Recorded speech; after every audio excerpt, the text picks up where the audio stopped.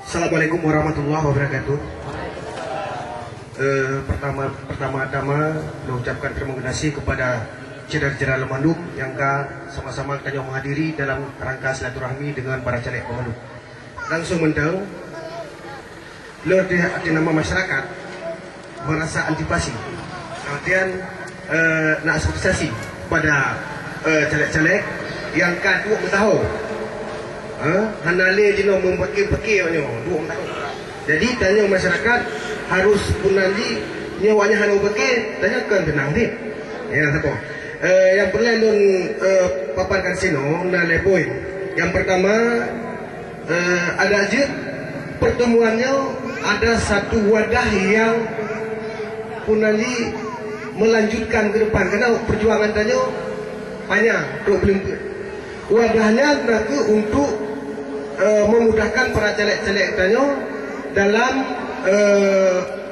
bidang masyarakat.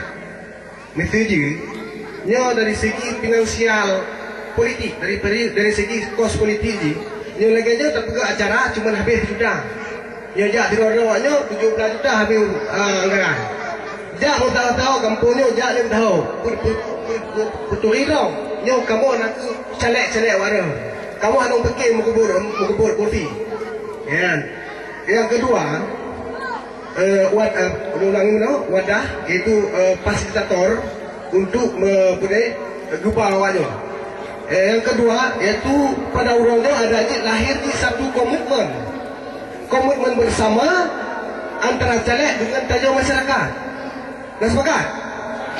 Baiklah dia lain pun nanti lain ini si B lain ini.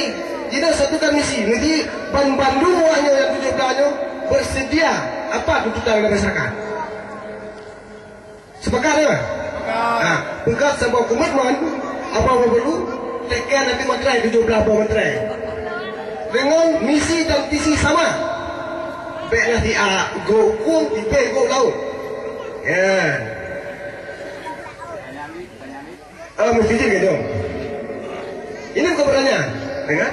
Mesti pulau tanya kadang dengar misi-misi cedera-cedera dia. Ini kan cedera dia. Tapi kemanfaatan bagi tanya kerana masyarakat. Galamna support titik temu antara awaknya sudah dipilih tu. Sampai menyeluruh.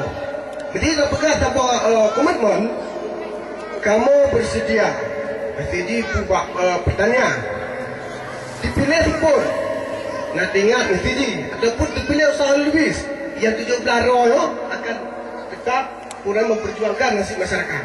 Betul kan? Yang komitmennya perlu dipegang. Yang harus pegang komitmen lewat hana ya.